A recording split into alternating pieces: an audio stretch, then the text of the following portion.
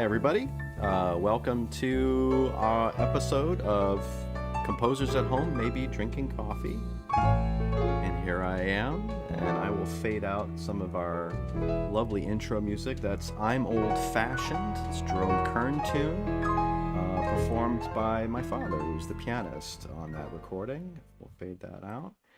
So here we are. It's October already. My goodness, where does time go? But I hope that all of you at home who are tuning in are having a great Thursday and having a great week and are off to a good October start.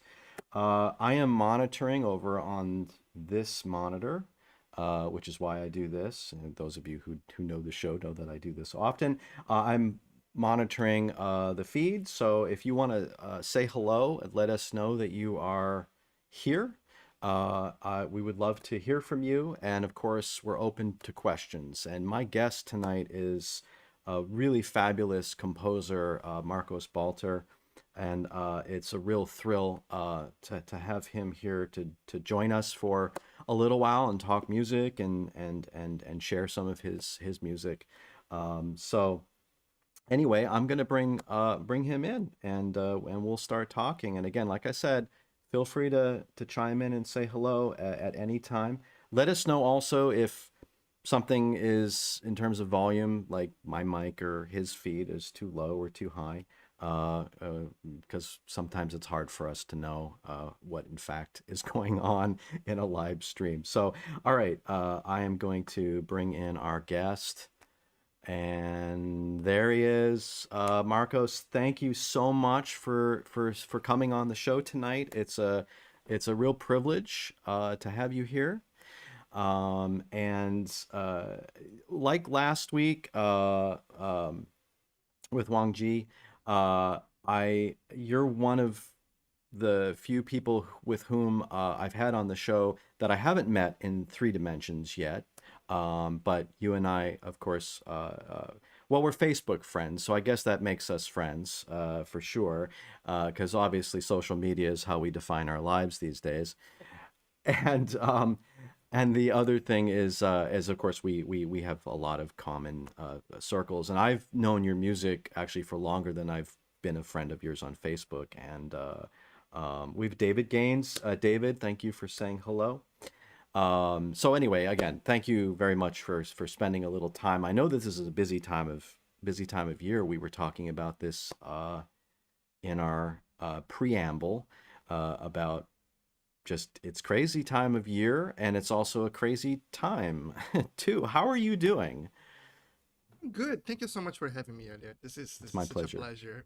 But yes, it's we were talking about time, and time is such a weird, funny, fuzzy, unclear concept these days Yes, yes, with it this is. pandemic going on. Like even the measurement of time is something that has been challenged Yeah, in so many yeah. ways. But all things considered, I'm fine. How Good, are you? good. I'm doing fine, man. Putting one foot in front of the other and hoping I don't face plant. That's pretty much that's my routine, But yeah, Tripping, but tripping elegantly, right? Yes. right. I meant to do that. That's a good mantra. I meant to do that.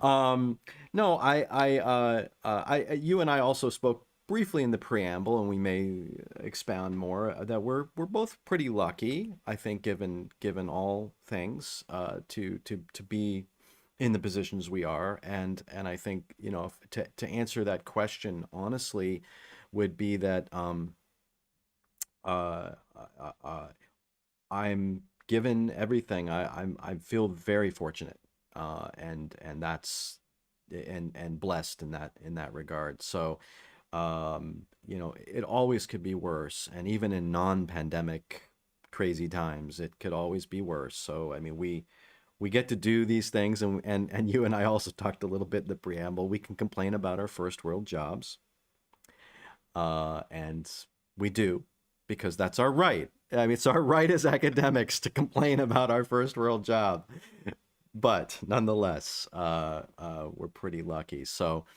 Um, so I'm going to David Gaines says you went to Northwestern. I did. I So did. By the way, I should point out that David Gaines is a regular viewer of the show. He's also an old friend of mine. He's a composer, and he is a huge. Oh, he went to Northwestern. So I mean, my God, if there's anything Northwestern, David is all about it. So I mean, if you Wildcats. guys want to do that thing, I'm Michigan, man. So like I'm gonna step out of this conversation. but No, but I was so lucky to go to that school in that program. Northwestern yeah, was it's a such a great program too. formative place for me, and just the teachers who were there and the overall culture of the place. Like Hmm. one thing that I love about Northwestern, that I still love about that program itself, which is a thing that I love about programs in general, is that you cannot tell that someone came from Northwestern because there is not like a A voice. single kind of It's thing, it's right? sort of all over the place, and I love it. I love it about the environment of the school. Yeah, yeah, and that's actually I think a sign of of a successful place is a Absolutely. successful institution is one where uh, um, is where the graduates go out and there is that diversity of voice and perspective, and yet everyone feels that sense of community having come Yes. from the place, right? And I think Absolutely. ultimately as a if you are in an alumni office, that's the kind of thing you want to hear your graduates report back to you, Yeah. right? We have a few people checking in. Colin Payne. I think you might know Colin Payne, I think composer. yes. Yes. So Colin's checked in, said hello. Anthony Joseph Landman, Tony, nice to see you. David Post, David, who was a guest on the show in July. He was my first in-person guest because David lives just down the street practically. Oh, nice. So we did a responsible social distancing uh, thing. We actually drank wine.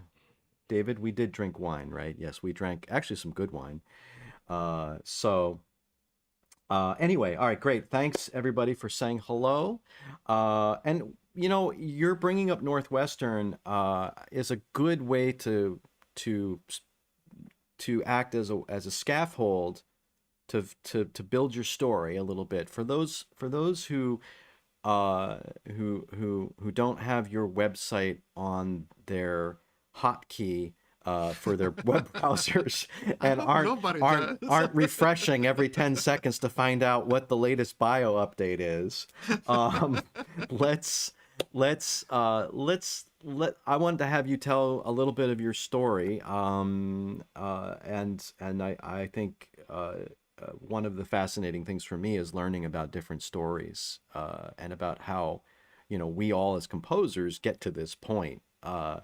So I think we'll roll it back to where you were born, and if you want to tell us a little bit about your early childhood and maybe your first influences in music, like what drew you or this sort of thing. Cool. Well, I was born and raised in Rio de Janeiro, Brazil, Hmm. and I come from a family of no musicians. Both my parents are physicians. They're both retired now, but they were both physicians, Hmm. and I was the second of four children. I'm sort of like the typical number two, really. Sort of like The the mediator. well, the mediator and also the trouble starter in many ways. Okay, all right. And the Yeah. different one, like Uh-huh. my Uh-huh. my my older sibling, my brother, and my sister right under me are both lawyers, and then my younger sister is a dentist, and then I'm a composer. Yeah, So yeah. Interesting. Yeah. it's Yeah. it's sort of all over the place, but it was a household that people always listen to music, not classical music, but Mm-hmm. some classical music as well, but Mm-hmm. not, as a default. Mm-hmm. But music was very important, and even music making in some ways was important. Mm-hmm. My dad plays the guitar. My mom always sang in choirs growing up. Mm-hmm.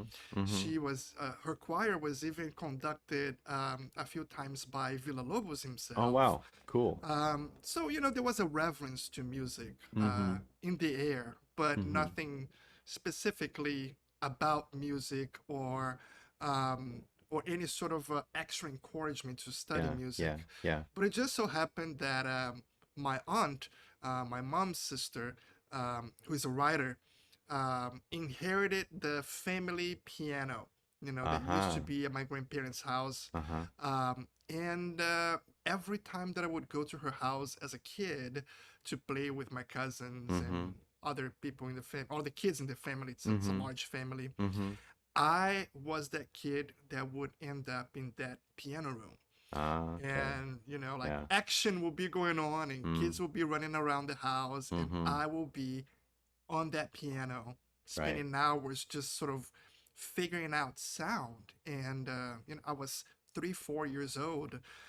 And my aunt actually, had the sort of good, sense of telling my parents, hey, you should pay attention to this. Yeah. He's You he's kind of drawn to it. drawn to it. Yeah. And and there were some shows on TV in Brazil that Mm-hmm. showed classical music concerts, Mm-hmm. and Mm-hmm. it was always something that caught my ears and caught my Yeah. attention. Yeah. And one of the earliest memories of sort of choosing composition, if you will, Mm-hmm. is watching this show that we had. And I am pretty sure that the piece that it was Piano Phases by Steve Reich, and there Oh wow. was an interview with Steve Reich, although I can't find archives of it, so I can't really, No, for you know, sure. Yeah. know for sure that Yeah. it was that. Right. But I remember the host of the show interviewing, Mm-hmm. a composer who was Mm-hmm. talking about the process of putting the music together. Mm-hmm. And I was like, I think that this is something that I would like to explore, not knowing anything about it. Right. And then I Right. started bugging my parents about, studying music. Mm-hmm. So, they put me in some sort of a quasi Suzuki like um, private lessons, very much like piano oriented, Yeah. um, in Rio. And I was 4, and I remember being dissatisfied Mm. because I couldn't put on paper the things that I was kind of, putzing around and creating. Uh-huh. So I insisted that my thing was not the instrument per se, even though I had fun learning the instrument, but it was reading about writing, like Yeah. not knowing Yeah. what composing was. I was like, no, I Right. wanna Right. I wanna write this, I Yeah. wanna write it Yeah. like a book. Yeah. Yeah. Um, and then they took me to the Villa Lobos Conservatory, which had a sort of early childhood program, Mm-hmm. or introduction to music. Mm-hmm. And by then I was already 5, 5 and a half, didn't Mm-hmm. know how to write or read, you know, um, and or was starting to put letters together, if you will. Sure. And I did not like that either. I was like, this is not the thing. It's closer to the thing, but this is not, like, I don't want to be sitting in a circle Uh-huh. making noise with other kids. That's not it. Right. And the they did some tests, like the sort of entering tests that they have, Right. for students. Uh-huh. And I actually tested a little ahead, of the other kids. Mm-hmm. And they decided to run an experiment with me, which was to allow me to go to introduction to music theory and oral skills much earlier than they would let other kids go, Mm-hmm. and see how I would How you would jam, do. if Yeah. I Right. would Right. hold ground. Yeah. And I super exceeded at it, and it was Wow. like that was Wow. that was my thing.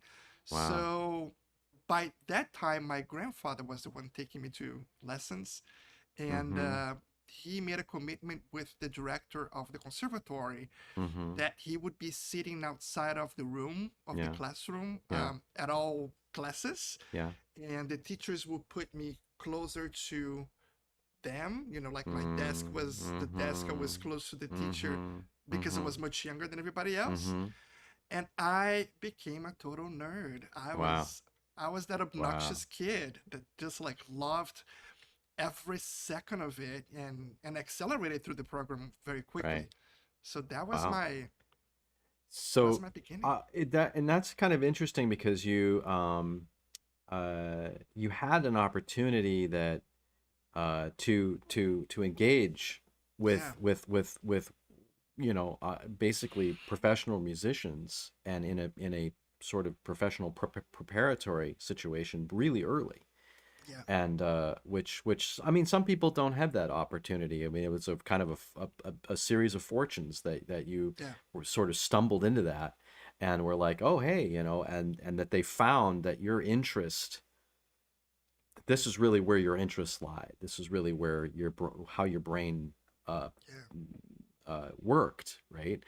Um, and I'm curious, like here you are, a precocious child learning music theory, nerd stuff, and were you able to? Because I'm asked this question because sometimes it takes even those who are seasoned a while to bring the world of sort of the the literacy aspect, like, hey, this is A and this is B flat and whatever, and then bring it into what it sounds like. In other words, the because really ultimately music is about sound, it's not about B flat. Yeah. So but we need the language to talk to one another about it, and that's really what that's about. So how soon for you was that marriage of sound to concept? Was it pretty organic from the beginning, or did it take a little while to kind of scaffold? It never did not occur. It was sort of Interesting. like always Uh-huh. there. My Uh-huh. my attraction has always been, as I said, sound. And Mm-hmm. how things sounded. Like Mm-hmm. well, once I started learning about like notes, Uh, and that notes had names and all that, mm-hmm. then I was like really into, okay, so this sound, Yeah. how do I write this sound? you know Right. um and like oral skills was my internal fun. Like I Interesting. as And soon as I said started said learning about almost no something. conservatory student ever. I know, I told you that I was Right, I obnoxious. know. I was gonna say, I've got a funny. At some point, this is about you, but I've got a very funny solfege story from my undergrad. But anyway, continue. But Can, that's one thing that I yeah. would do, and I still catch myself doing, although quietly and secretively, Uh-huh. is that when I hear a song, or when I'm singing a song, or when I'm playing a song in my head, it's also Mm-hmm. fast syllables. It's Yeah. always like Yeah. going, Yeah. and Was this, by the it's way, yeah. was this French fixed or was it movable? I started with fixed dough. Like Okay. Brazil was all about fixed dough, Okay. You're which very is old interesting. school European. Yeah, Yeah. I mean the, Right. the system in Brazil is very, very old school in that sense, and it's funny because maybe because of that, a lot of my friends, going to conservatory, and Mm. myself, Mm-hmm. got really into this idea of developing perfect pitch, Uh-huh. which it's something that is quite silly, right? There's a lot of Yeah. Yeah. Yeah. mythology around the idea of perfect pitch, when in reality is something that is beneficial in some aspects, Mm. but really detrimental in others. Because later on in life, when I was at college and I had to sing in choir, oh, I could not do it. Like, because Mm. as the choir goes and the pitch starts to bend, I'm And like, it starts to fall or no. whatever. Yeah. Right. Exactly. Right. My brain was like melting. But one thing that you said that I think it's important to say, like Mm-hmm. when I share my stories of starting really early with people, Mm. I am by no means buying into the the Mozart, you know, bull. that if you start really early and if you achieve things really early, that Mm, is the best way to mm. enter in the profession. Sure, sure. There are some advantages, yes, but I do feel that there are other equally valuable and Mm, plausible and strong portals that can happen yeah. in different Hey, times of life for people to absolutely. become musicians. So Absolutely. I am by no means saying, look at me, I Right, right. started. Look at me, the theory nerd prodigy. Right, Exactly. right. Yeah.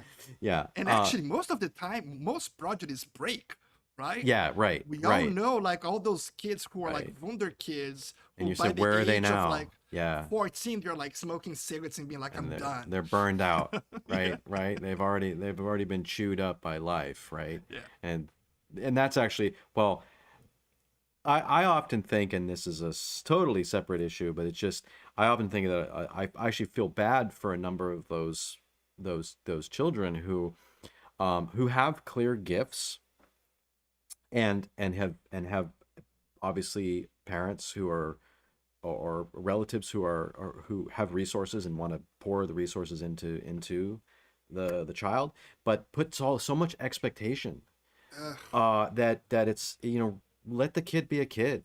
I mean half of the thing about being a kid is making a ton of mistakes and just rolling around in the mud and eating garbage. I mean, that kind of thing. Like when I was 8, I was throwing rocks at my friends, and that's valuable.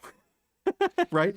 You know, And they wonder why they break, because they have so much pressure, and they want to succeed, and they don't want to they of course they don't want to shame their parents or their relatives or the people who have all these expectations for them. And you I mean, even as an adult, you can't have that kind of pressure, yes, you right? cannot. Yeah.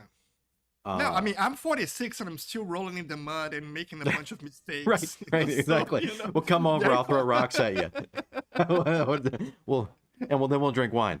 Uh, uh, but yeah, yeah, and that's actually really that's a good point that you make, because I think that there often is, and I think society does this, for better or worse, is that the thought is that if you're a professional musician, the colloquial idea of that if you are a professional musician or a composer or something, that you clearly did it since you were 3 years old, and that everyone assumes that that's the path, right? That's the way, that if you didn't do it since you were 3, that that there was no other way to do it. And so and you and I both have taught at various levels, yeah, and I've had some of the best students I've had who have really done a lot, have come into music much later in life, absolutely. A and lot of the and people that I work. admire.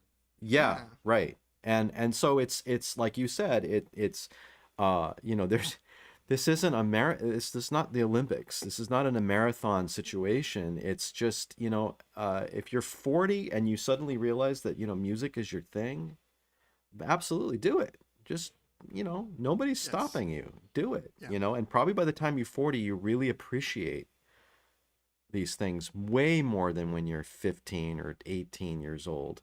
I often think to myself, and I don't know if you've had this experience, but when I was a student at New England Conservatory of Music, we had so many great teachers there, and there still are.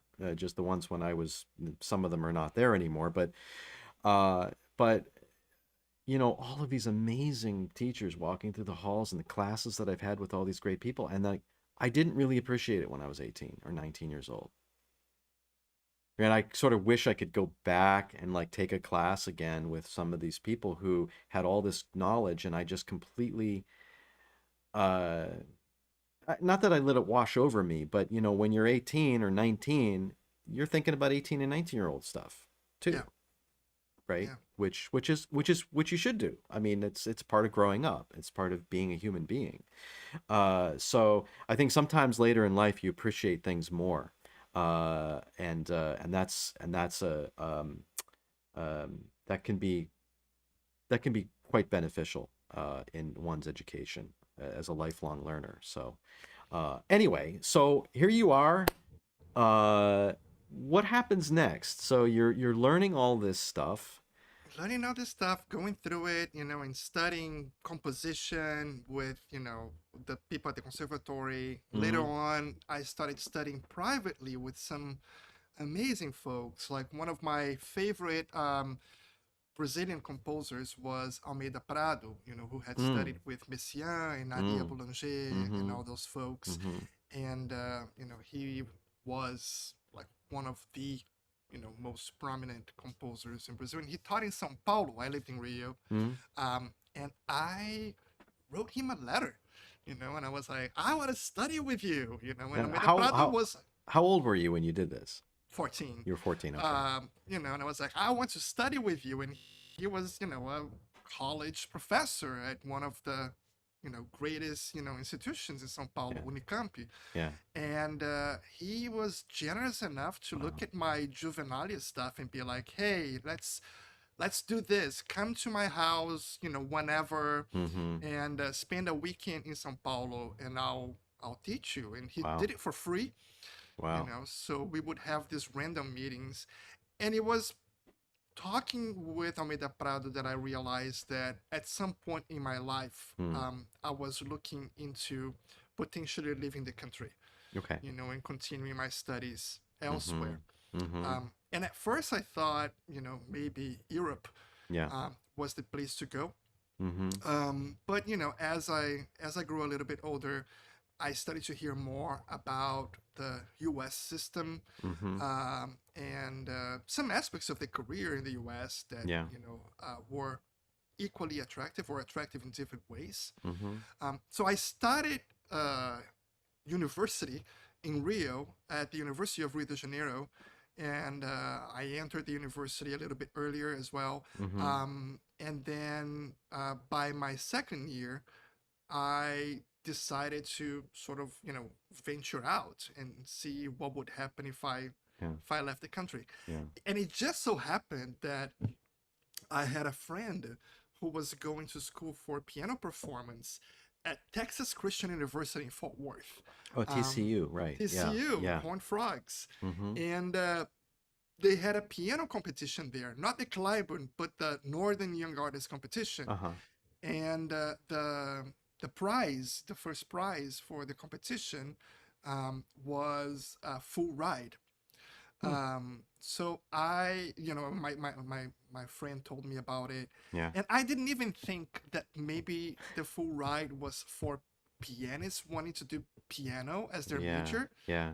I just heard the full Full ride ride. thing. I And was you like, said, oh, okay, gonna do I'm that. gonna try. Right. So I did, and I applied for the competition, and I was accepted, and I competed, and I won. And then once I won, they were like, "Oh, great! So you're Here gonna you're a be our pianist new now. piano major." And I was like, Welcome to No, school. no, no, Or no, no. no." Right. I was like, "No, I actually want to study composition."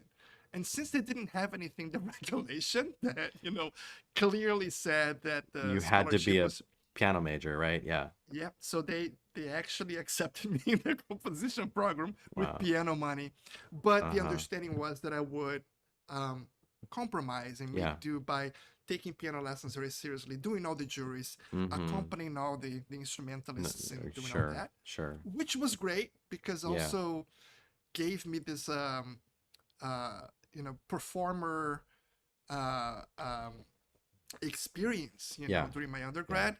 I even did some money on the side playing for Suzuki, Mm-hmm. and my main gig was actually playing piano in the dance department. Mm-hmm. Uh, and the dance department at TCU was fantastic. The main Mm-hmm. teacher was Fernando Burrones, who Mm-hmm. was a first dancer at the American Ballet Theater Mm-hmm. and really big in Brazil. Like I knew of Fernando Burrones growing up, Yeah. Yeah. Yeah.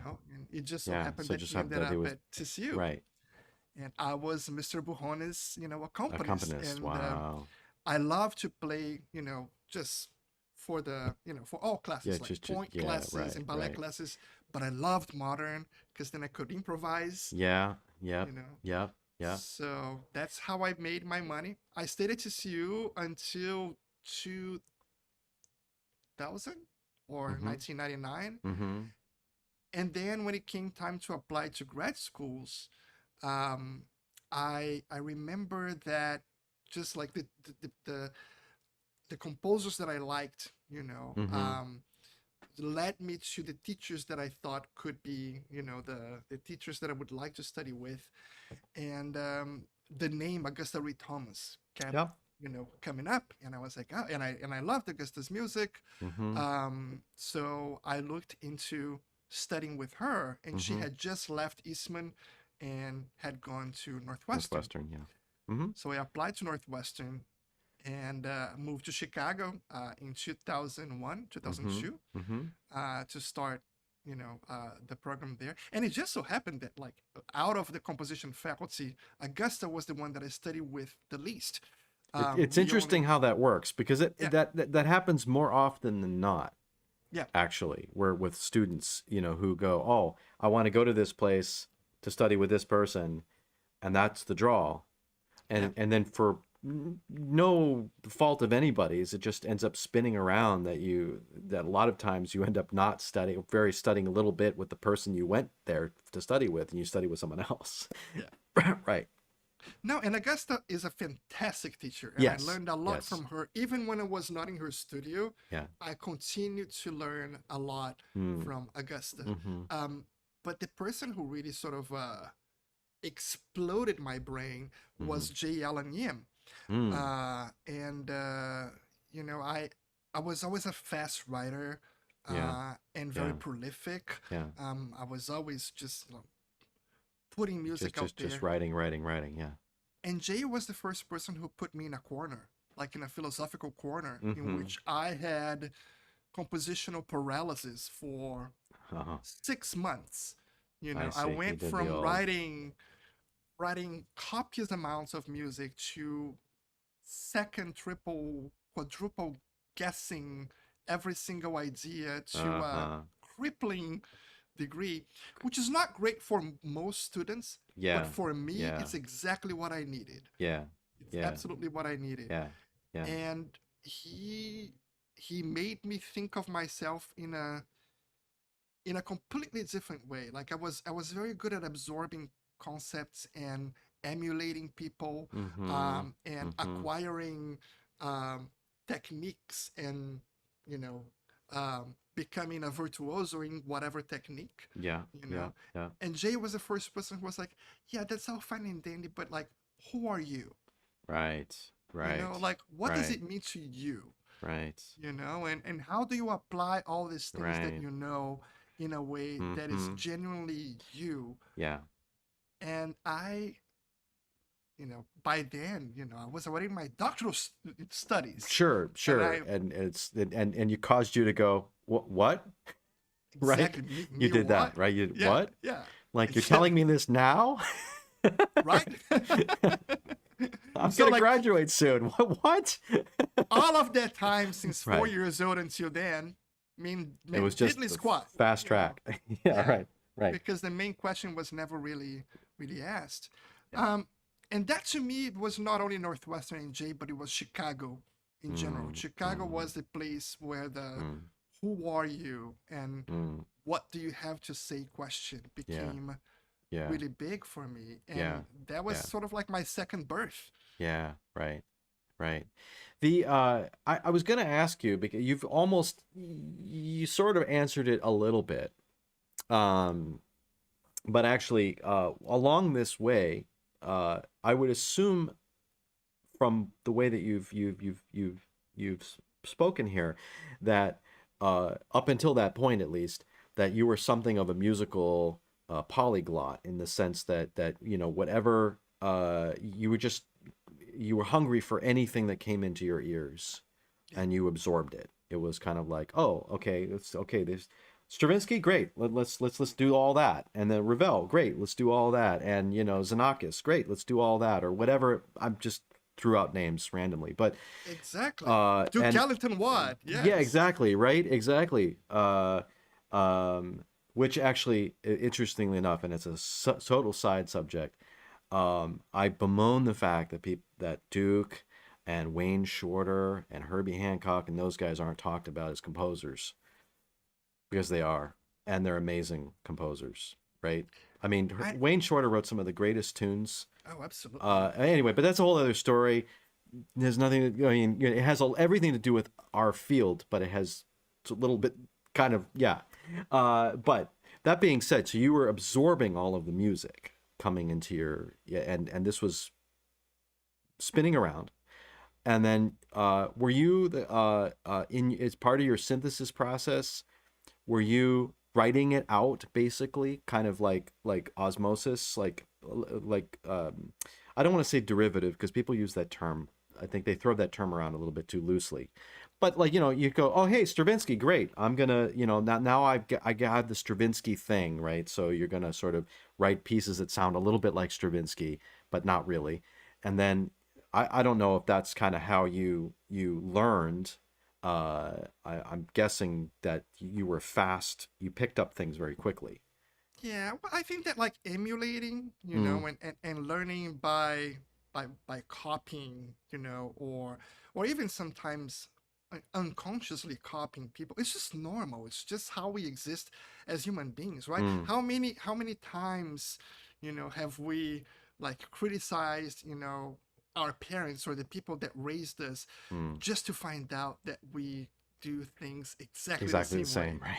right? Like Right. even sometimes silly things like how you walk. Oh, I'm gonna sneeze. Yeah, that's Oh, okay. Oh, excuse me. bless you. Um, but it's just part of how we absorb things. I don't even think of the word emulation. I think much more of the word embodiment. Yeah, That you just embody the yeah, things yeah, around you, yeah, that yeah. you know physically, physiologically, and phenomenologically, Right. include those things on your being. Mm-hmm. um which yeah, I again, because I grew up in a household that classical music was not the thing. Mm-hmm. I was really lucky that I could go to school and have all those you know um systemically racist ways of thinking of what classical music is and Sure, what right. classical music does. The rigid framework. Yeah. But I would get home and my mom would be like totally nerding over the latest Stevie Wonder record, Mm-hmm. and my dad will be talking about Charles Mingus and, Mm-hmm. Brazilian popular music, which is extremely rich, and talking about Mm-hmm. Caetano Oh, absolutely. Veloso Absolutely. and Right. Elis Yeah. Regina and Right. Gilberto Gil. Right. So that kind of divide for me, it's Mm-hmm. not that it didn't make much sense. I honestly, and I say that not trying to be cute and you Yeah. know, oh, look how polystylistic and how diverse, Yeah, right. Like, how yeah, right, exactly. Dig me. Right, yeah. I just like that Yeah. compartmentalization of Yeah. genres, Yeah. and of different traditions Yeah. never belonged to my way of thinking. Sure, sure. You know, And and not being from an European country or yeah, uh, overtly European emulating country, right, a colony. right, I mean, right. Brazil is a colony, is a post colony, but it's a different one. Yeah. Um, I never felt the necessity Mm-hmm. to belong to a specific tradition, Sure. which Sure. that's one of the greatest blessings that Yeah. life has given me. Yeah. Right. Not seeing myself as belonging to a specific lineage, Mm-hmm. and having that freedom to just be Mm-hmm. like, I'm just gonna Just do. You're just do gonna do, things. right? Yeah. Yeah. Yeah. I actually, it's fascinating because I I was lucky in a very different kind of way. That my father, who was a phenomenal jazz pianist and composer, and so when you talk about like these kind of walls that get erected, and they get erected in academia, uh, this, and I'm Oh yeah. still and I'm still surprised that they're erected, and not I'm not, it but what I'm it sad about well. it. Well, I'm surprised because I you one could muse that in the 50s and 60s it might be plausible for these things to be to still be there, right? But when my father was hired my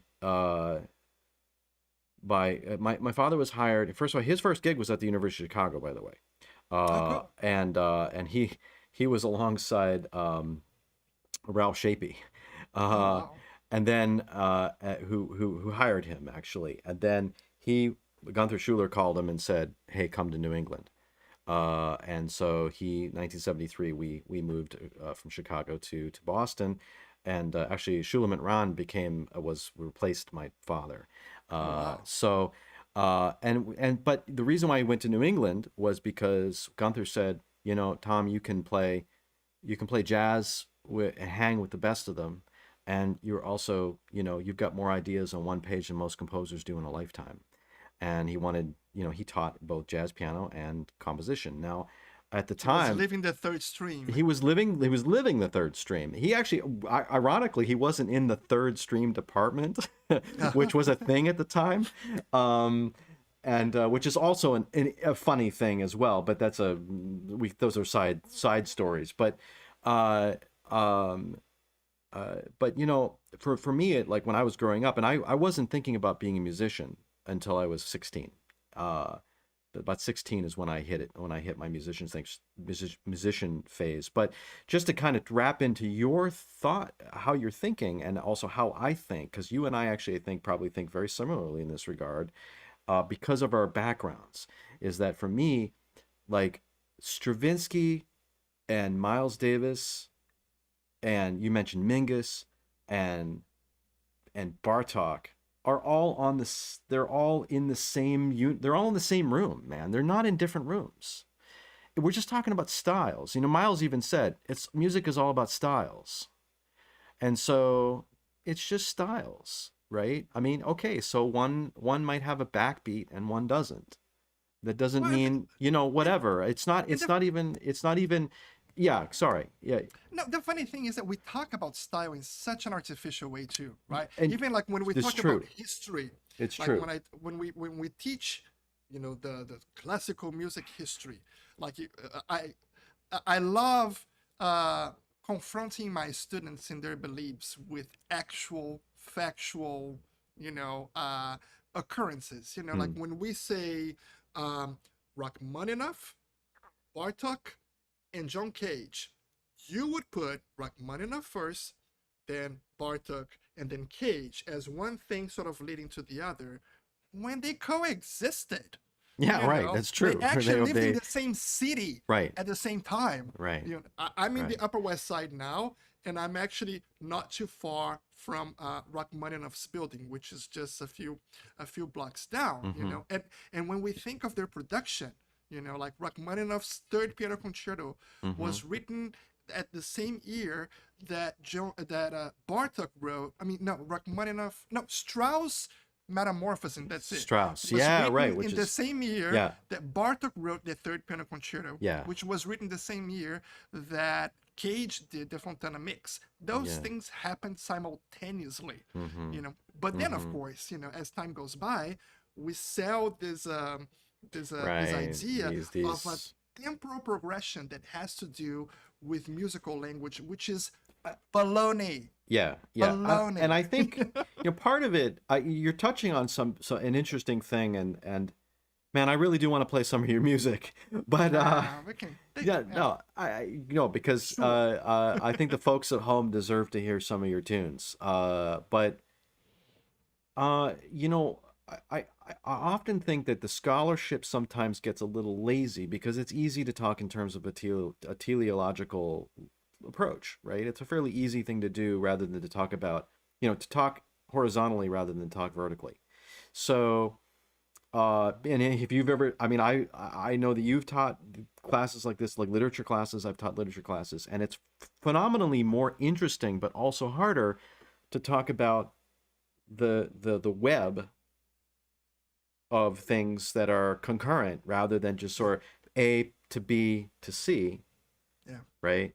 Which is, you could phone at home and go A to B to C, right? yeah. But it's sad that, well, like, we don't talk I about the beautiful friendship between Schoenberg and Gershwin, I you I know, do it and all the time. You know that I play that for my students. I say, they play tennis together. Exactly. And I just thought about this today. There's an interesting thing, but they play tennis together, and Schoenberg made a heartfelt on Gershwin's death, a heartfelt radio. There's that thing on the radio, Yep. right, where he's Hmm. talking about his friend, Yep. and but saying, of course, that this guy was a brilliant composer, and he not just writing musicals, right? He was like a great composer. He was a Uh, great composer writing musicals. no, Like that that's should why not I be. don't mean Yeah. I don't, but I mean people tend to diminish Gershwin also, Hmm. which is actually that's another thing. It's like even Gershwin gets diminished in this in as kind of a Rhapsody in Blue or whatever. And it's like, well, yeah, it's great. But there's he was so much more than just Rhapsody in the Blue is one one. of the least interesting things that Right. Gershwin ever It, did. it's like it's like the funniest story about Ravel. Like Ravel said about Bolero. Do you know this story? Um, it was not long after Bolero, and Bolero was kind of a hit from the beginning, and so uh, and I forget who tells this story, but apparently Ravel reportedly was really despondent one day at like cafe, and his friends asked him. He said, "Well, hey, Maurice, what's up?" And he said uh, something to the effect of, "Well, I've written a masterpiece, and it's called Bolero. Unfortunately, there's no music in it." So, you know, I guess he really wanted like something like Chanson Médicale to be the piece that people wanted, like because he wrote it around the same time, right? So, it's in 1927, I think, or 28. But anyway, I digress. But interesting about Gershwin, uh, another good friend of mine is Rick Beato, and Rick put out a video today about the Jimi Hendrix chord, which is the sharp nine chord, the voicing. It's the rootless voicing of a sharp nine chord, and which is also happens to be the same voicing of the Viennese trichord, right? The augmented fourth, perfect fourth. I'm nerding out. People at home, right? Beginning of Berg's Piano Sonata. Yeah. Okay. So, in other words, that chord is everywhere in that language, right? So Gershwin actually uses that chord. He uses a voicing of that chord in his music, and right, and it gets in jazz, it's in blues, it's in all blues, Miles, right?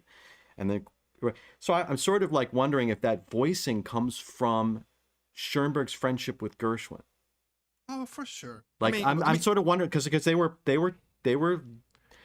like because the way that Rick phrases it is that it comes out of jazz, but like Wes Montgomery is using that voicing all over the place, and I mean, in other words, I who knows? It's just it's a dominant sharp nine voicing, but if you think about it, maybe that Gershwin Schoenberg connection was a thing, like Well, that's and again, the claim of authorship of those things right. will always be made by whoever is writing history, right? And it just Yeah. so happens that we have elected as sort of like the erudite and the reliable source for this kind of knowledge transmission, people from a specific proclivity, and from a specific tradition. Mm.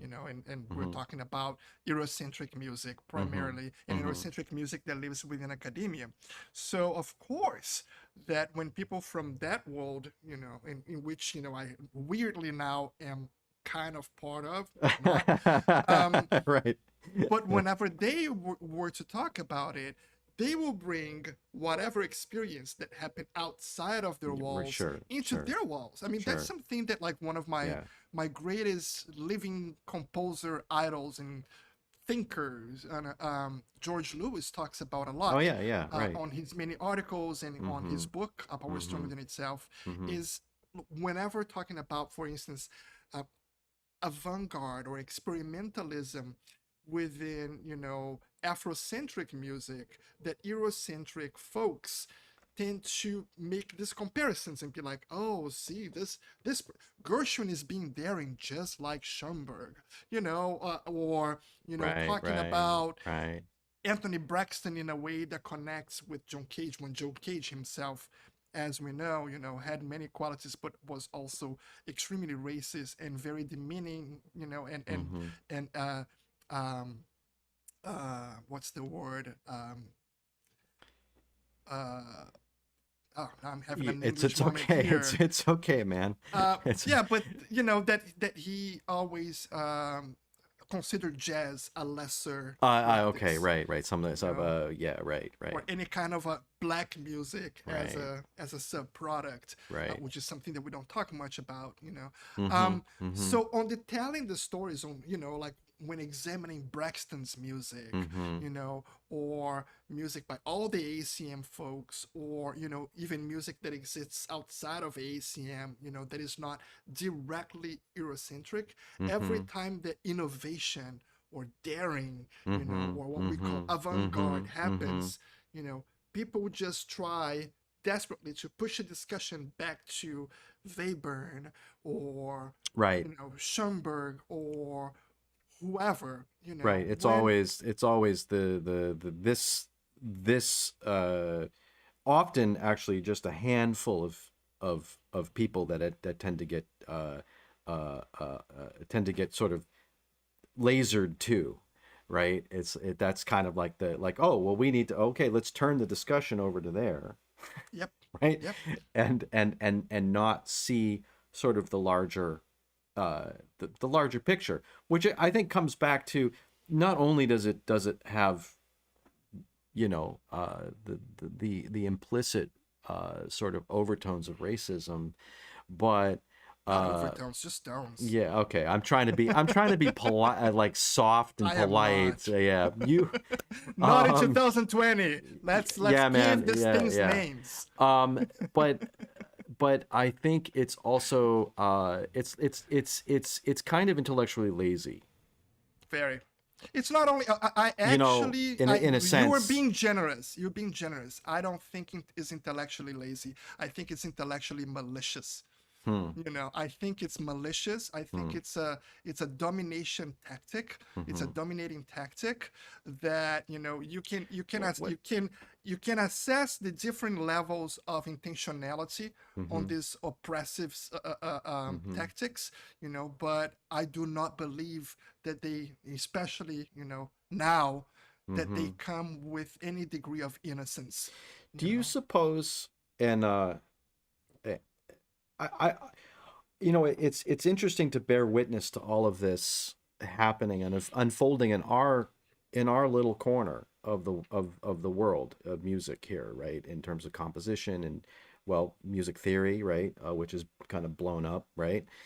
Yeah. And I addressed this briefly in a live stream that I did about a month ago or so, talking about um, uh, the uh, because as someone who teaches music theory, uh, I felt compelled to address the issue and to state some of the things that I've seen in my life, and what I've seen in terms of what we mentioned earlier about these walls that get erected, that have been erected for many years. Like, for example, I don't see the I don't see Duke Ellington as being separate from Brahms in terms of, musical uh, uh, equivalence, right? In other words, in other words, they play in the same room, right? That to me, that's how that works. Uh, so I never teach that way. I mean, I never teach like this is, the way to do it. And this is, just because I got taught this way, this means that I'm going to teach it that way, or whatever it is, right? Um, but the thing I wanted to ask you is from your perspective, what do you suppose the motivation might be? Because you mentioned malicious, and I don't disagree with that point. But I'm curious to, like, do you think that, like, for someone who might be promulgating these kinds of things, is it being promulgated out of fear, or is it being promulgated out of something else? And if it's something else, I'm often curious, 'cause I'm trying to wrap my brain around the lack of the lack of inclusivity as a thing, right? Uh, because it doesn't make any, because it's maybe it's me, but it doesn't make any sense to me. It doesn't make any sense to not be inclusive, because being inclusive just means there's more great stuff to enjoy and to talk about. Yeah, but I mean, when we talk about like the, sort of the impulse of human beings, Well, there's that. we Yeah. are beasts. Yeah. We learn how to behave. We learn how to use, Yeah. the tools of living with others. But there is a great Mm. impulse towards tribalism, and Mm. to actually want to see people who are just like you doing the Yeah. great Yeah. things, Yeah. because Yeah. that Yeah. means Yeah. that then you have access to the great things. Right. So there is a seeking of power, that is Mm-hmm. innate to human beings, that Mm-hmm. actually, when we talk about, equity, when we talk about, examining, social barriers and all of that, those are things that we have to exercise, Mm-hmm. like they don't just happen. Mm-hmm. Those are things that come to humankind as a struggle, as a Mm. learned behavior. Mm-hmm. These are not innate. Like whenever Mm-hmm. people talk, about like, oh, we are intrinsically good, everybody's good at heart. I'm always like, bull. No, we Right. are animals. We are Right. beasts. Right. If you just like, That's the you original know, sins. Right. forget all Yeah. about Right. that, we will be like frying each other in pans, Yeah. So Well, it's yeah. true, So, yeah, no, we have to learn how to be nice. well, that's right, right, yeah, right. Billy, don't steal Sally's candy. That's not nice, Yeah, right? Yeah, right. When you're yeah. right. The I've thought actually been thinking about you. You mentioned tribalism, and because again, this is me spooling all of this stuff in my head to try to make sense out of our collective behavior as a species. And we're not making a very the royal we're not making a very good example of ourselves as a species, especially with all the nice words that we've written down on pieces of paper all over the place, and then suddenly it's like, well, forget that, right? um, and I think part of this is due to, as you pointed out, it's kind of a human nature thing. It's the we are by nature, in a sense, uh, uh, um, um, Narcissistic.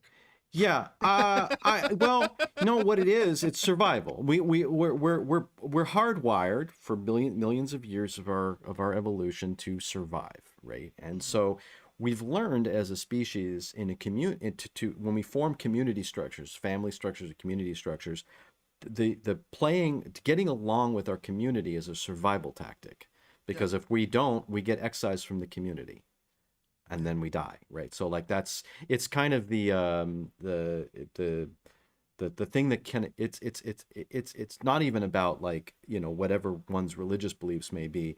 It's not about God punishing you. It's about the fact that if you don't play nice with your community, you could risk lack of survival. Well, So and that's, I think sure. that's I think that's a little bit of a, like, I'm not an anthropologist or a sociologist, but there that explains as kind of a root of what tribalism is. And tribalism on some level is that identification, in a sense, identification with a community, but also the exclusion of other communities because of resources, the competition for resources. Yeah. And now it can be as simple as, like, when you root for a sports team. That's a kind of that's a one level of tribalism, right? Like, I'm a Boston Red Sox fan. I am genetically Sports balls. I don't know anything right. about I know. sports. Okay, but it's more right. Yay, team! Yes. Right, Yes. exactly. Well, anyway, those some of the audience are probably baseball fans, but I'm a Boston Red Sox fan because I grew up in Boston. So, and my brothers, whatever, and but there's that kind of, like, that, those rivalries, or even college rivalries, let's say, would be another thing, right? College team, Sure. whatever, like the mascots that rival and whatever. Um, but when you step that up, it becomes from a potentially benign rivalry, can then become literally an othering, that and it's easy, it's easy to other someone else that doesn't look like you. Yeah, I mean, it's You know. interesting that you say that because I think that like as much as tribalism, is sort of like ingrained in our Mm-hmm. brains because Mm-hmm. of like survivor techniques and all Mm-hmm. of that, Mm-hmm. I actually also think that the one other thing that is ingrained in our brains, just the way that we are wired, is that Mm-hmm. we're also empathetic beings. We Mm-hmm. empathize. It's difficult not to empathize. Like if you're around people who are smiling, you want to smile. If Mm-hmm. you're near someone who is, sad Mm-hmm. and Mm-hmm. crying, you absorb the sadness. So Mm-hmm. there is also within Of us course. this power of absorbing rather than just, oppressing that is very much there. Yeah. But the way in which we have framed society, especially, when we talk about you know um, the modern version of what capitalism is, like Mm. when we talk about neoliberalism and all that, Mm-hmm. Mm-hmm. we have actually exacerbated the tribalist side, Mm. and we have diminished the empathetic or the empathy based side, Right. size Right. on how we actually program our brains. Mm. And that to me is the the cross of the problem, Yeah. is Yeah. what we emphasize. And it just so happens that when it comes to culture, Mm-hmm. quote unquote, and knowledge, Mm. we have made a horrible decision of of going for the tribalist rather than going for empathy. And Empathy. that was Right. such a moral disaster, Mm. and Mm. I think that now we're talking about those things more overtly and more actively, Mm. which makes a lot of folks sometimes feel like we are living within a very special moment, Yeah. that this Yeah. is a movement. But the reality is, anyone who has existed outside of that tribe, Mm. and Mm. existed on the wrong side Mm. of that, power imbalance, will Mm-hmm. tell you that this is no moment. This is Mm-hmm. no movement. This has been going on forever. It's just like Right. it's the famous Christopher Columbus syndrome. What is new to you Right. does not mean that it's new. Right. So when I Right. see a lot of people Right. talking about equity and being like, "Oh, now I see it," like a lot of times I just look at them and I'm like, "Well, welcome, Yeah. you know, Right. have a Right. seat." Right. Right. Exactly. Exactly. Yeah. Yeah.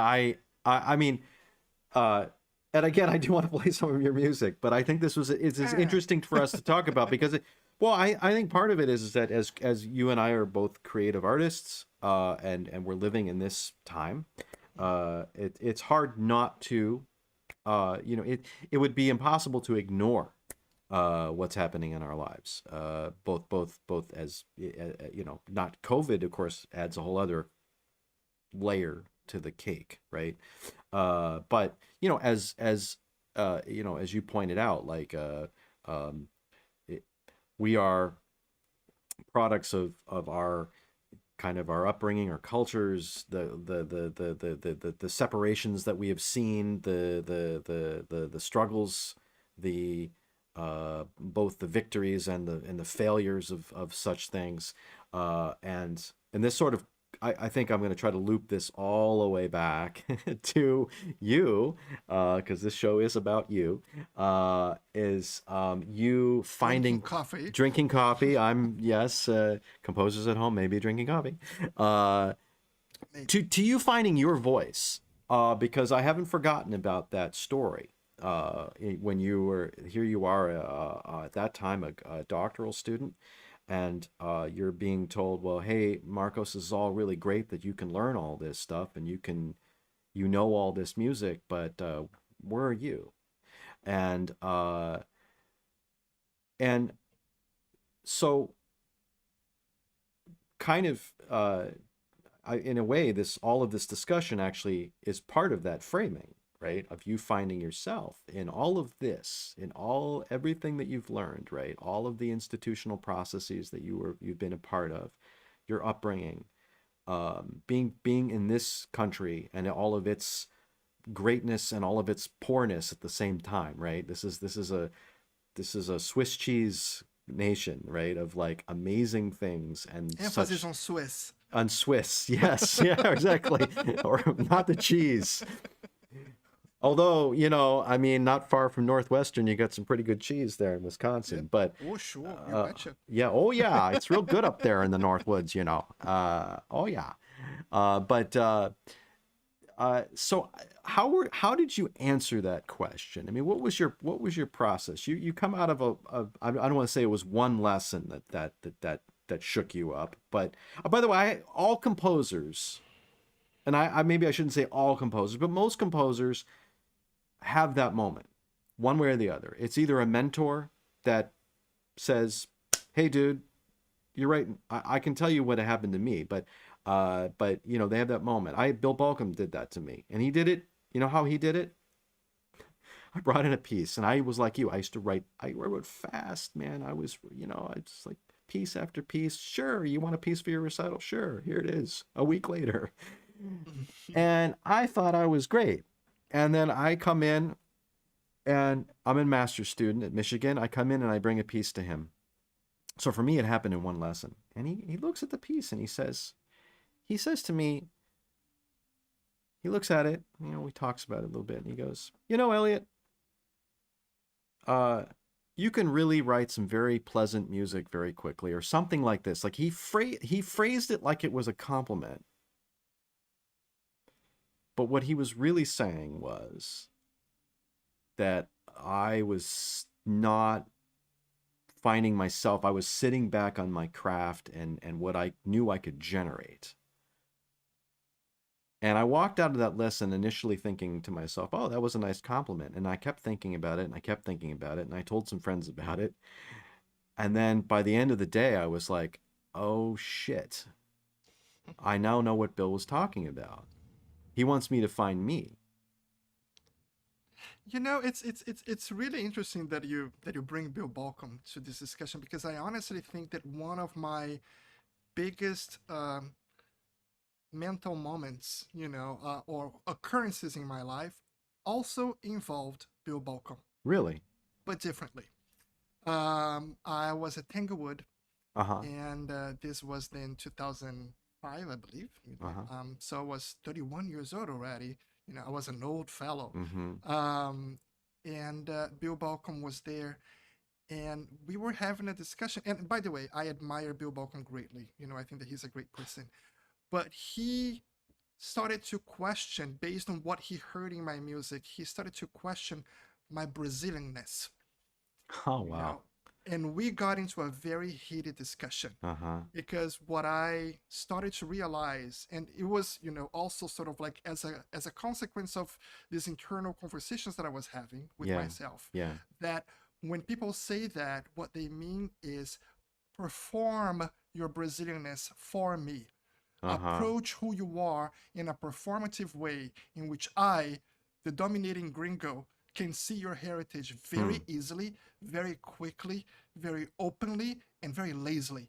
And I let him have it. And we had Wow. a Wow. very heated discussion in which I basically tell him, how dare you Uh-huh. question the Brazilianness in my music? I am Brazilian. Therefore, I Sure. just am. Sure. Anything that I do is going to be Brazilian music. Anything that I do is black music. Anything that I do is Latin music. And I don't need people to tell me what any Uh-huh. of those things mean, because Uh-huh.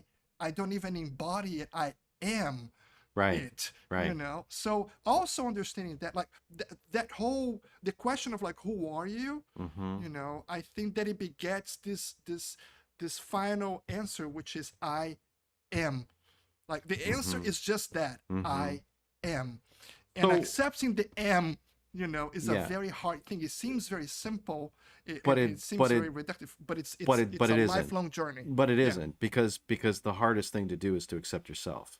exactly. I'm curious about this, and not just the Bill Balcom part, because it's an interesting story, and I'm thinking to my lessons with Bill. Of course, I was younger and um, uh, perhaps less aware of myself when I was studying with him, and it was just for basically 2 semesters. Actually, it's funny. You remember you said you go to study with somebody. I went to Michigan to study with Bill, and he was on sabbatical for the first year. So I actually studied the teacher that actually I learned more from than Bill. Bill was great. Bill was about getting coffee and eating donuts, except for that one lesson. I mean, that one lesson was the thing I remember, um, but it was George Wilson actually who I ended up taking most of my lessons with. And most people don't really know about George. He started the Electronic Music Center at Electronic Music program at Michigan. But be that as it may, uh, so at this, where were you when? Let's just contextualize 2005. Where were you in your process of sort of questioning, like, well, what am I saying? Or had you already done that work, or were you still in process? I was doing process, but I mean, I was so lucky to be in Chicago when I was, Yeah, because it wasn't even just about, JEM asking me to ask these questions to myself. yeah. It was also the colleagues that I got in contact with. So it Mm-hmm. just so happened that the year that I arrived in Chicago was also the year that the members of the International Contemporary Ensemble arrived in Chicago. Okay, right. Chiefly Claire Chase, like Yeah, that's and when, that became a collaboration, obviously. That's oh, that's my family, right, and right. Claire is my sister. In Yeah, many ways, yeah. I like a lot of people when I talk about Claire, they're like, oh yes, tell me about your collaborations with Claire Chase. I'm like, that sounds so insane, because I mean, she's the person that I'll get on the phone if I am sad. So Uh-huh. Right. it's a whole different thing. But I was just so fortunate Uh-huh. that this group of really interesting thinkers Uh-huh. were around me. I was surrounded by them, and we were in the same place at the same time. And one of the things that we all shared was that the knowledge, or the realization that the the reality that had been sold to us as Mm-hmm. the reality to pursue, in this understanding of what our field was supposed to be, Mm-hmm. was either false or dying. Mm-hmm. That, like, all of my performer friends understood that this idea of, like, killing yourself over that, orchestral audition does not exist. Oh, Or right, right, right, that, right. Yeah, yeah. the idea that you would have a publisher in order to get, Th- commissions, Those and that days you are would, long over. exactly, or Yeah. that, the goal is to perform in X, Y, and Z concert venues, and those Mm-hmm. are the Mm-hmm. the codes that you have to, Mm, like, all of that mm, was being not only questioned, but very actively demolished. mm-hmm. Like, we were, Mm-hmm. and then on doing that, like, once you actually take away then the modus operandum, Right. Right. you actually look much deeper into, like, Mm-hmm. what are you saying, Yeah. and Right. who are the people who are Right. saying it, and Right. to whom we are saying it, how we are saying it, and Yeah. all of these existential, we Sure. spend so much time thinking of epistemology, like how to Mm-hmm. learn, that we overlook ontology. Like, we overlook the being, we overlook Mm-hmm. what the thing Mm-hmm. actually is. Mm-hmm. And whenever, structures fail us miserably, Mm-hmm. it's a great opportunity to jump on ontological discussions. And Yeah. that's what we're living right now. Like, when we talk about, like, music theory and all For that, example, that right. whenever people are like, oh, I guess I can bring some Carnatic music into my oral skills, I'm like, no, That's not that's not the way to do that's that. not how to do it. It's like, Like, yeah, you right. actually find another paradigm. you Mm-hmm. you have to overcome the Copernican trauma, and understand that the paradigm in which you exist, is coming to an end, and Mm-hmm. you need to shift to something else. What that thing is, I think that we don't know. Like, we Right. are in this sort of quasi renaissance moment right now, Mm-hmm. that we are redefining our paradigm. But it's Mm-hmm. important for us to know that it's not about adjustment, it's about rupture. Mm-hmm. Mm-hmm. Yeah. Yeah. And that's what I'm going to say tomorrow to my music theory students. Sorry, guys. we're we're we're blowing it all up. We'll see you Monday. I'll have it figured out by Monday. But there's a beauty to it. It's liberating. Yeah. It's extremely liberating. Yeah. And I mean, in many ways, what we are telling everybody is we not only can be, but we absolutely must Yeah. be inventive and be Sure. creative Sure. and be coming from a place of no knowledge, like Uh-huh. building even like Uh-huh. the idea of what knowledge is. That's super exciting. Like Sure. that's when people want to talk about a moment, that's the moment Mhm. that I want to talk about. That we Mhm. are in this vacuum, Mhm. and we have an opportunity to populate this vacuum in different ways. So let's Sure. do things differently. Sure. Yeah, it's interesting because well, it's a completely separate thing in terms of pedagogy being a important embodiment of like how do we approach, right? What is the right an approach, right? Uh, and I've been questioning this for years, right? I mean, especially with music theory. My point when I did this thing, it was long before Philip gave his Ew. plenary and everything. Like I'm like, this stuff is really dull. It's pretty dull, right? It's I mean, it's kind of locally interesting, but it's also pretty dull. The way that we teach music theory is pretty dull.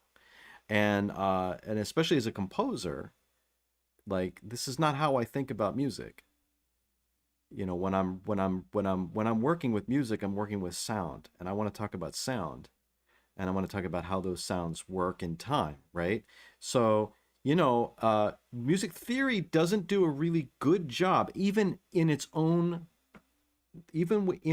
orbit, about talking about sound. Yeah. Well, I mean, yes and no. I agree with you that like this discussion on sound and acoustics, and physics, Mm-hmm. and all of those things should be brought into, the way in which we talk about music much sooner in one's music education. Mm-hmm.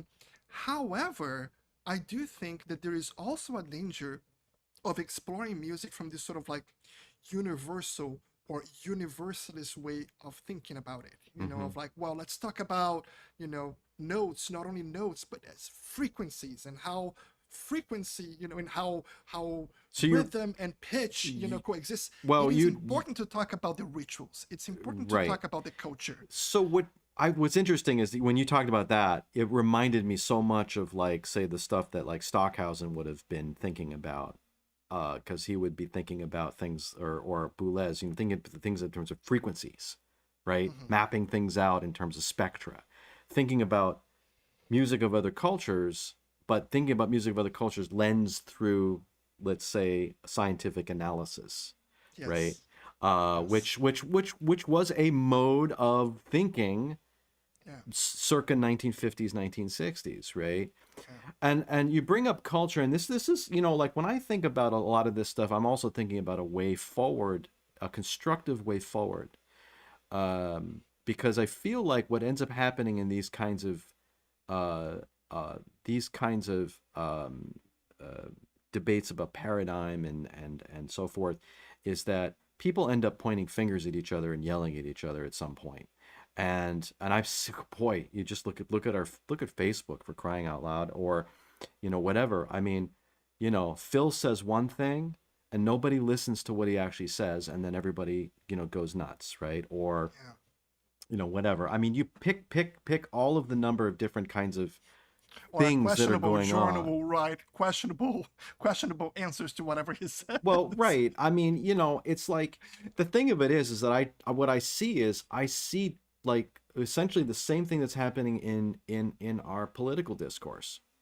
It's rather than having a discussion about the substance of the issue, it becomes this kind of like, give me the answer in 30 seconds, Yeah. and and Well, and and and and and and, and let's not listen to each other anyways. And so like you mentioned like ritual, and I think that's so understated. Is the is that cultural practice. Now, I mean, we could we could talk about what in fact is culture and what is cultural practice, and that is actually an interesting space to inhabit.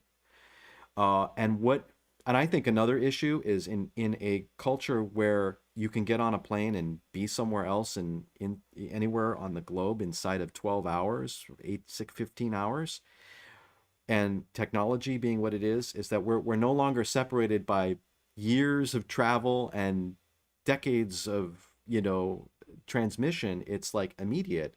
And so how cultures uh, how cultures have historically, when human cultures have come together, it's usually been a fairly, sometimes violent, but usually slow, kind of, mashing. Now it's just bang, bang, bang, bang, bang, bang, bang, right, all over the place. And so what we lose sometimes is we lose, like, well, what are these in cultures that are sort of overlapping one another? What are their what's important to that cultural practice, and what's important to the cultural practice in terms of arts or food or language, right? All of these are modes of practice of culture. Music, and I was thinking about this when I was talking to a friend of mine about music theory. I was thinking, well, you know, music. When you study music, you're studying a cultural practice.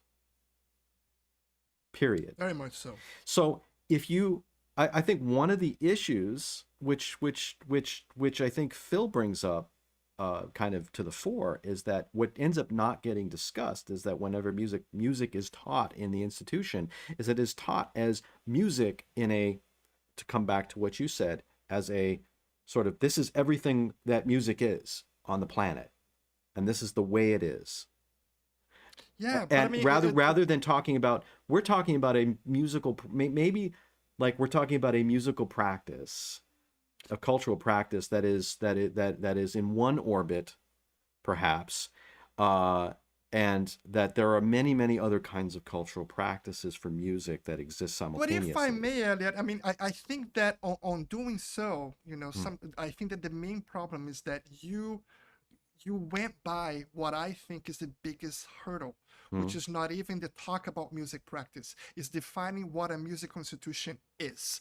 Yeah, well, Because well, otherwise you're that's gonna true. get always the same result. That's You true. don't change Right, the structure.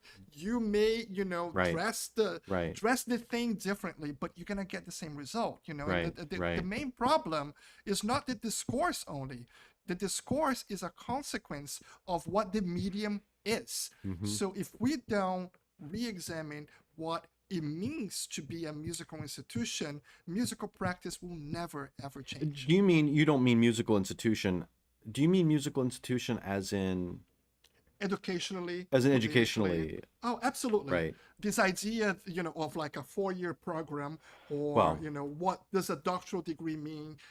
When do you access, how do you access education? Who mm-hmm, teaches it and mm-hmm, how? What is the mm-hmm, profile of that mm-hmm, entire mm-hmm, structure? mm-hmm. If we don't Right, very actively redefine that, we can have 1,000 conversations with 1,000 different people. We will right, always get the right. same result, So because yeah, you cannot boil water it, in the freezer.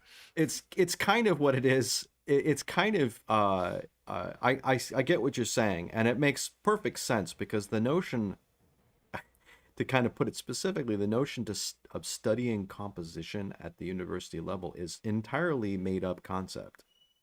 For example, it's entirely made up. I mean, it wasn't when you went to university in the 19th century in Europe, you didn't study composition. In fact, Yeah, well, like you know what I'm saying? yeah, In other words, sure. like if you're thinking about, I mean, I'm sort of harping a little bit on the Specificity. Thank you very much. It's like, right.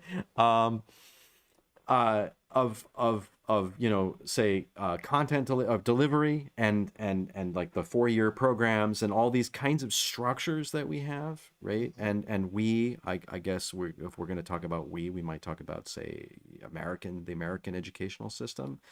um so there actually is a lot to unpack there's a lot more to unpack than to, I mean, I think to seed your point, uh, the issue is one that is not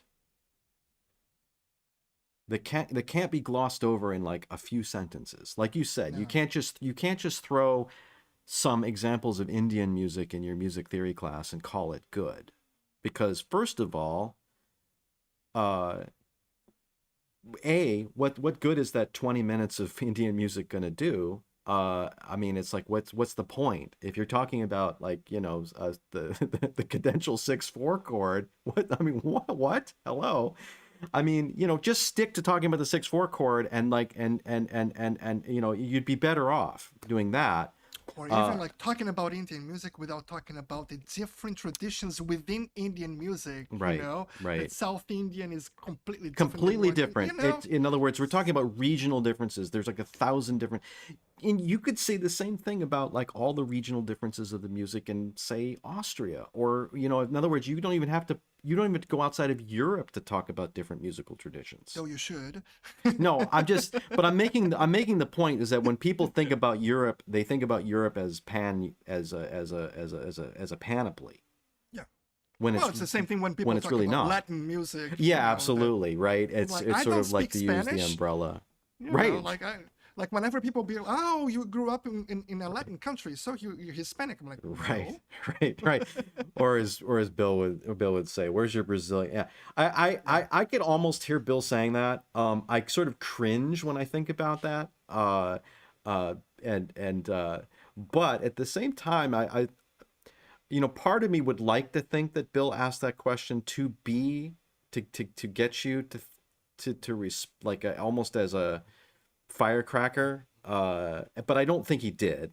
But I'd like to think that, I suppose. Well, I'd like to think that he has evolved, as we all do. Yeah, right, right. Well, who knows? Who knows? In Bill's case, I know he likes donuts. That I do know.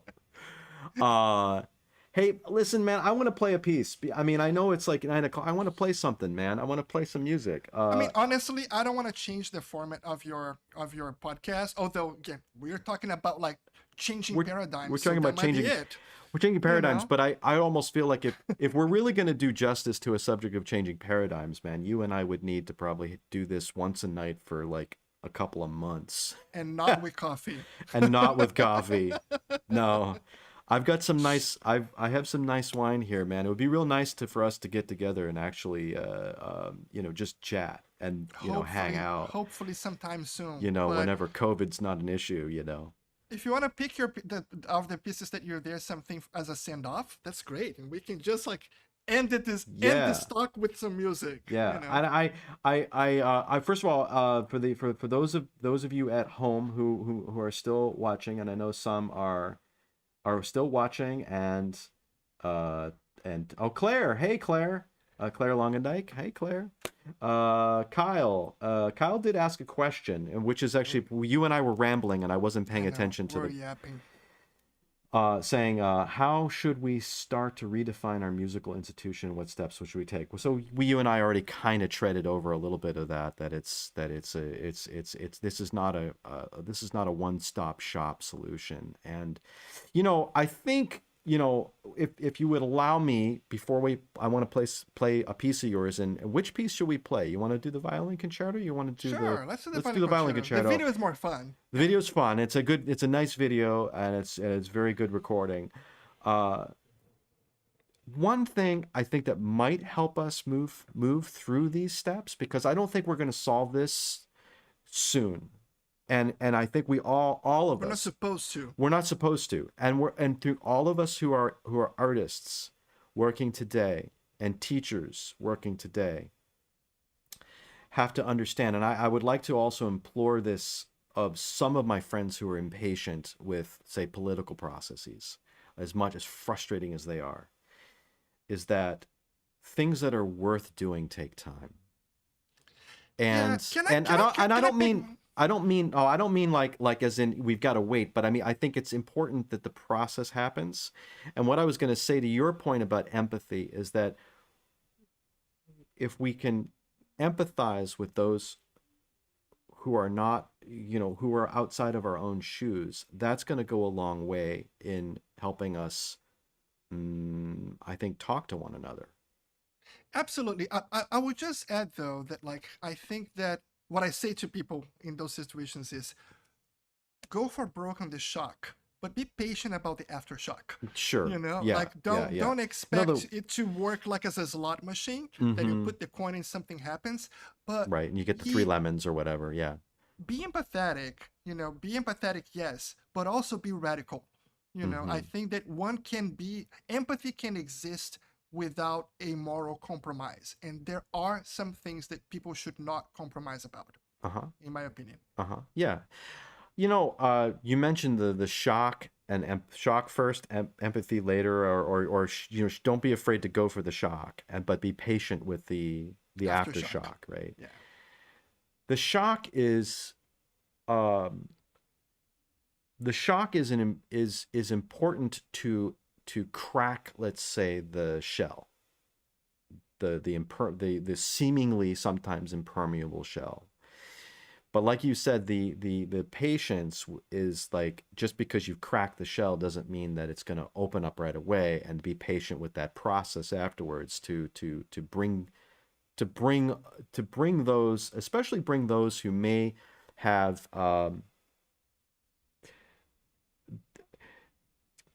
those who may have a harder time to be pulled along, if you will, into the Abs- discussion.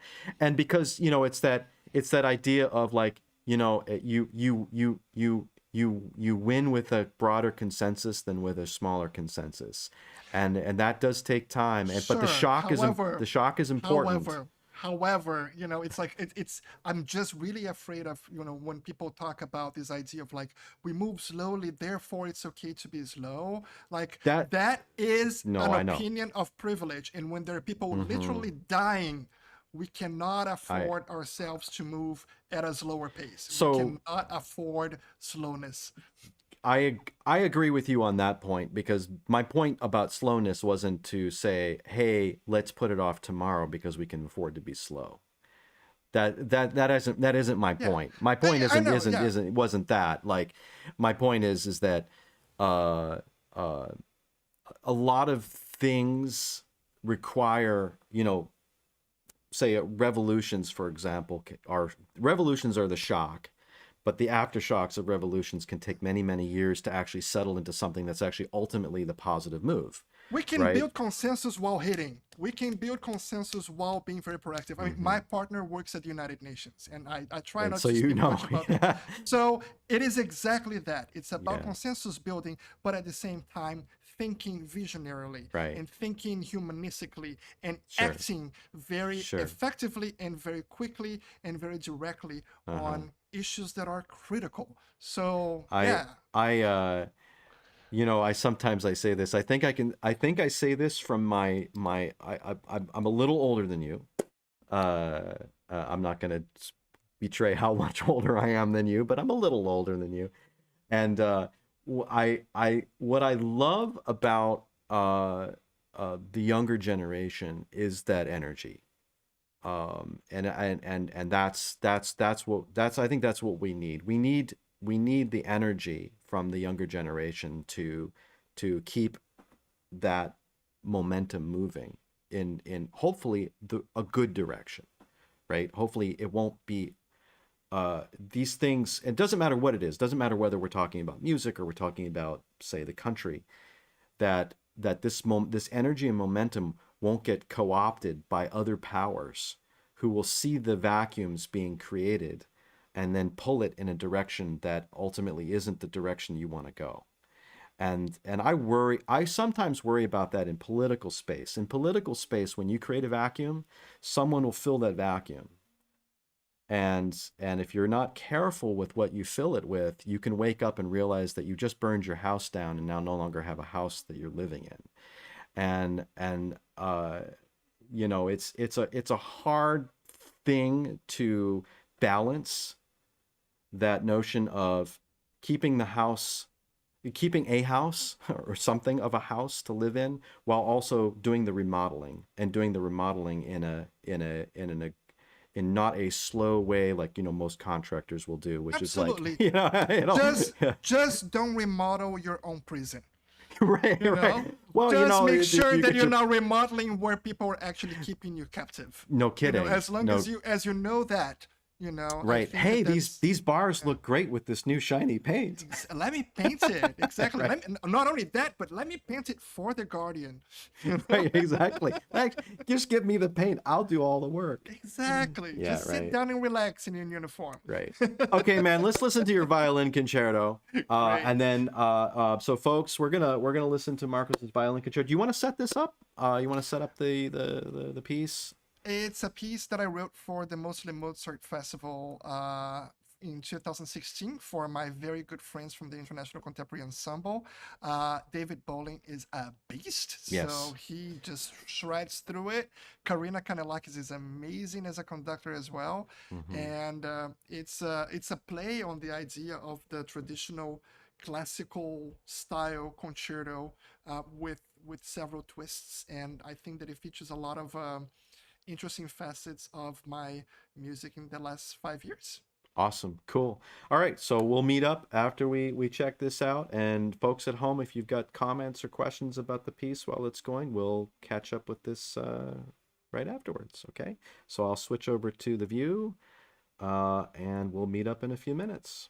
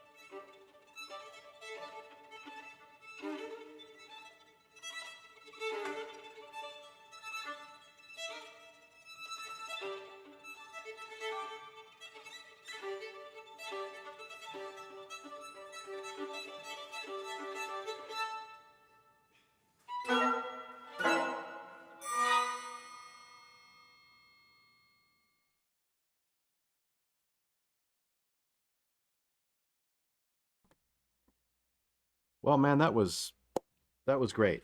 I've heard that Isn't before. David Bowling a beast? Yeah, Isn't he just ridiculous? absolutely. Oh, we don't want to hear it again. We want to hear it again, but it's starting to play again. All right, because this is live. Anyway, I'm going to switch over to the view where I can see some people's comments. But yeah, well, we chatted a little bit during the back channel, and yeah, it's absolutely, these are great musicians, just top musicians. And the comment again, not having heard all of your music, but having heard some music, not just these two pieces that you shared with me, but other music that I've heard. Um, it feels like, first of all, it's exquisitely crafted. So there's that. Thank you. The colors, a very rich palette of different kinds of colors that you explore. That you're clearly, I think, attracted to the sort of panoply, the color panoply of things. But it sounds like you're living, your music lives between, and I think you said, like, kind of in the cracks, right? It feels like it could fall apart at any moment, but yet it doesn't lack the power. It, like, in other words, the emotional intensity and the energy that is always present, but it's very delicate. It's like watching snowfall. It has that kind of you know, kind of crystalline clarity, but yet there is a palpable intensity. Yeah, I mean, power is in the ictus. Power is in the motion. Power is in the cracks. Power is in the dissonance, in the differences, in Mm-hmm. instabilities. I Mm-hmm. mean, that is what creates motion in what we do. So it's very important for me on whenever I'm thinking of music, of positioning myself Mm-hmm. not on the stable part of the ground, but Right. actually where it may collapse. Where you might, yeah, just right on that precipice, but never going one, like, too far one or the other, kind of riding along that edge, Yeah, it's you about that know. balance. It's about Yeah. the back and forth of it. It's very important to me. I'm Yeah. much more attractive to things that change and shake than in things that stay and don't move. Uh-huh. Uh-huh. Yeah.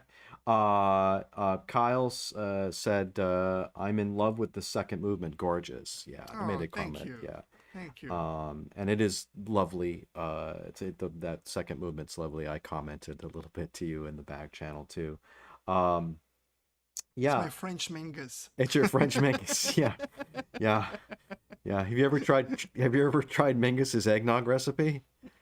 No, Do a Google search for that, and then I make will. it for the holidays. Right? That'll. I did it one year, and man, that's boozy AF. So how without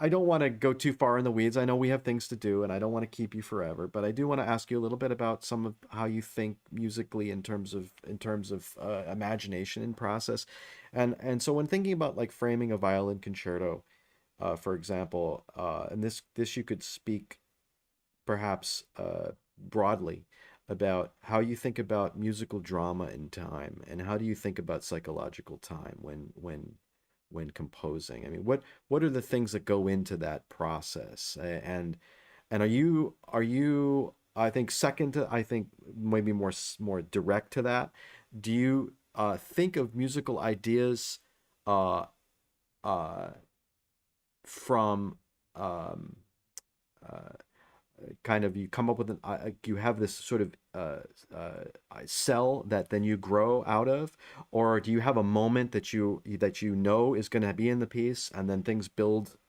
around that moment, and you think of the drama around certain moments? I'm just curious about, like, these are nerdy process questions that I think might some people who are composers might be interested in hearing your. I'm very much connected to the idea of real time experience, Mm-hmm.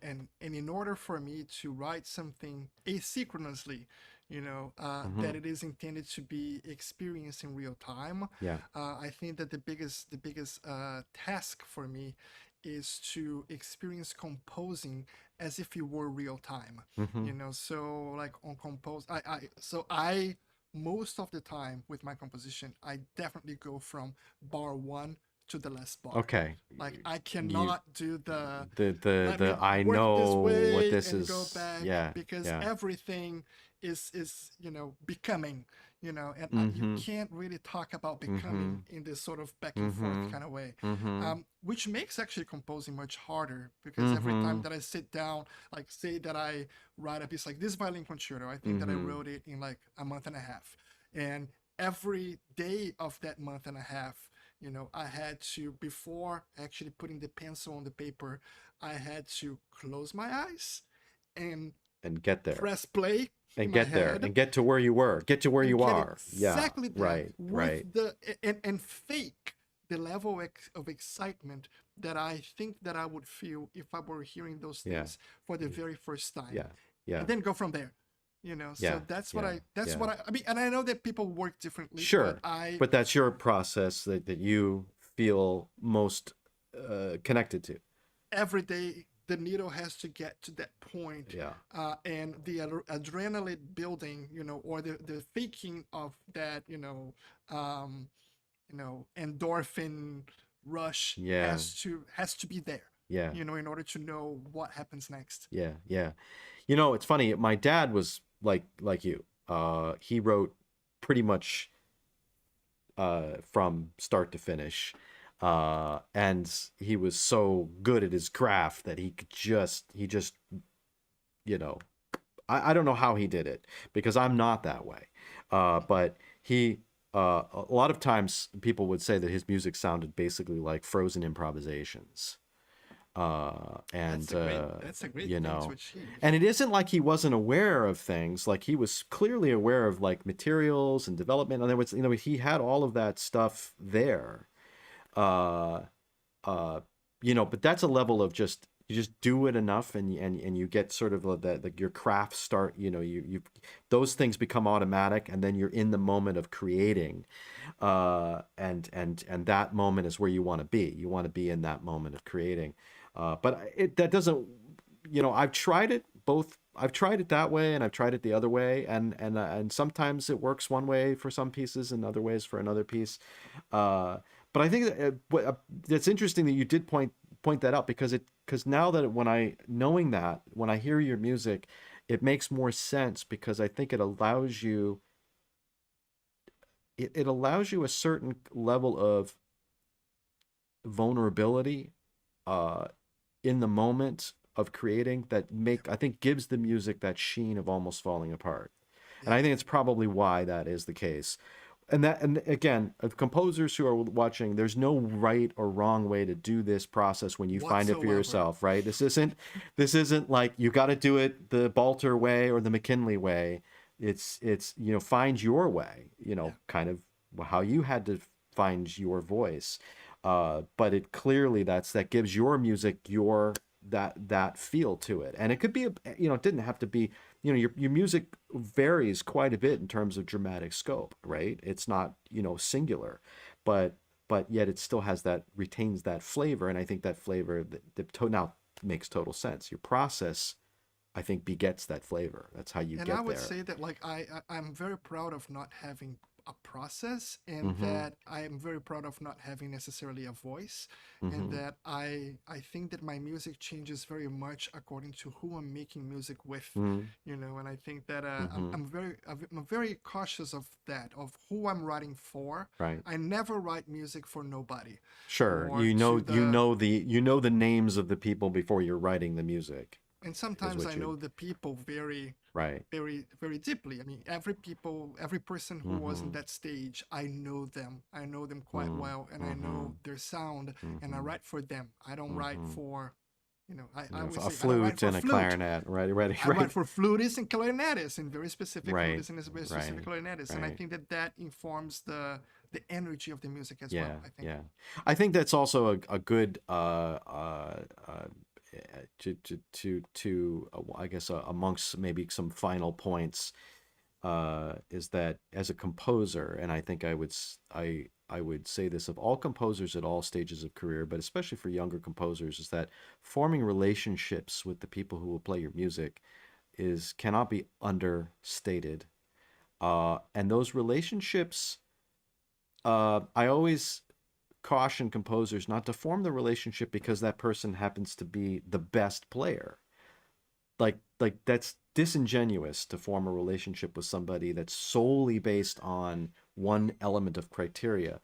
I always find that the best performances I get are not necessarily from the musicians who are like the most amazing technical players or whatever, but are the people who are my closest friends, who are actual friends of Absolutely. mine that I drink wine with or hang out with or do meals with, and I don't force them to play my music. They just ask me to write music for them because we're friends Yeah. first, and we happen to also be musicians too, so we play together, the Yes. operative word, play, right? And I think that those kinds of things, I think in some ways success of a composer can be sometimes measured by the relationships that the composer can form in honest ways with friends. I hate when people talk about networking. I hate the way in which we frame being sociable Yes, and yes, being cooperative and yes. working collectively with this sort of like, profitable or profit oriented Exactly. kind As of a way. commodity, it's a commoditization of It's of a person in that exactly. sense, It's right? about not being a jerk. It's Yeah, about, absolutely. talking to people and working. Sorry, it's my It's phone fine. coming It's on now. man. It's live, right? We're live. It's about working collectively. And if I may make this last point, Yeah, I strongly believe that composition is never, ever, ever, ever a solitary endeavor. sure. If anybody feels like they are working on their own, Mm-hmm. I very rarely say this is right or this is wrong, but that's wrong because There's the that's not what axiom composition is number about. one, right? The Yes, Balter axiom number one. if you're working by yourself and with yourself, and it's that whole thing that people say, oh, I write music for myself. No, you're being a jerk. Mm, Like you don't write music, even, you manifest something mm, that is coming to you from different sources, and hopefully in close cooperation mm-hmm, with others. So mm-hmm. just, don't think of networking, don't think of like career advancement, just think of being a good citizen. Right. I think that And everything the else. number one way of becoming a good artist is becoming a good citizen of the Mm-hmm. world and Mm-hmm. connecting with the world, Mm-hmm. from a place of generosity, Mm-hmm. humility, and curiosity. Mm-hmm. Yeah. Yeah. Well, that's a good place to, I think, wrap up at least our current discussion for this evening. I know it's 9:37 Eastern. We've kept We're talkers. man, we've kept you for a couple hours. I've kept you for a couple hours. I know I feel that this will be not our last conversation. Hopefully not. Hopefully not. I will. I think I've got you on the slate to come to Italy. So we'll have a lot of meals and drink a lot of good wine and have these Amazing. conversations in a few years. And I also plan at some point to have the round of guests that I've had come back on the show for a kind of where are they now segment, and we can, who knows, we'll pick up where we left off. And yeah, folks at home, if you have any questions or comments about the music or anything we talked about, please put them into the comment section of the video. I will forward things to Marcos. We'll try to answer anything that you might have. I will also put some links in the description sections of the videos. So if you were really wanting to check out more of Marcos's music, we'll have some links for you to go and find and listen and watch to your heart's I'm Googleable. content. Googleable, Google. Right, right. That's a, which can be a good thing, can be a weird thing too, depending on who you are. Exactly. Right? Oh man, this was a real treat, My and it was a pleasure, real Elliot. pleasure to meet you in at least a two-dimensional space, and look forward to three-dimensional meeting. And thank you for your generosity with your time tonight and all of your great ideas. Um, Thank you for having me. Thank you for all of those who have endured this 2 hours of like blabbing, and be well, be safe, go vote, Go and, vote, vote your hope to conscience, see you right? all in the other side of this craziness soon. Yeah, yeah. It's but like we said at the beginning, one foot in front of the other and stumble gracefully into the future. Great. Thank you, man. I appreciate it. I'm gonna switch views here to my closing view. Boy, October is upon us, and in just a few short weeks, we'll be back with another guest. I will cue that little up here, and it's going to be. Oh, here we go. Douglas Boyce will be joining us at the end of the month. I hope that you can join us for that. I'm going to switch back to myself. I've got these little buttons that do things and the little transitions that I programmed. I'm going to do the ubiquitous social media plug here. You can see there. I got my fingers in the wrong space. Please subscribe to the YouTube channel, and like us over on Facebook. And when I say us, I really mean me. We've